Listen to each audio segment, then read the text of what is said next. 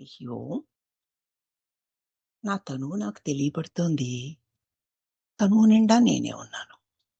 అలాగే ఇది అని తెలియబడే జగత్తంతా నాకు తెలియబడుతోంది. జగత్తు నిండా నేనే ఉన్నాను. నా చేత తెలియబడే తనువు నిండా నేనే ఉన్నట్లు, నా చేత తెలియబడే జగత్తు నిండా నేనే ఉన్నాను. నా చేత తెలియబడే తనువు నేనే. అలాగే నా చేత తెలియబడే జగత్తు నేనే. వాటి నిండా నేనే ఉన్నాను గనక, తనువు నిండా నేను నిండి ఉన్నాను గనక తనువు నేను అంటున్నాను.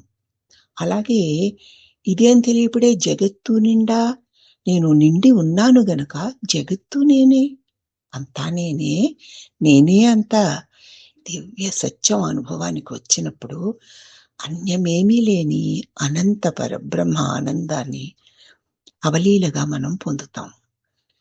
ఇన్ని సంవత్సరాల బోధల్ని మళ్ళీ మళ్ళీ వింటూ ఉన్నాం గనక ఆ బోధల సారాన్ని నేను ఈ పరిమితమైన దేహమునేనా, అయితే దీని నిండా ఉన్నాను కదా, దీని నిండా ఉన్నా ఇది నాకు తెలియబడుతోంది.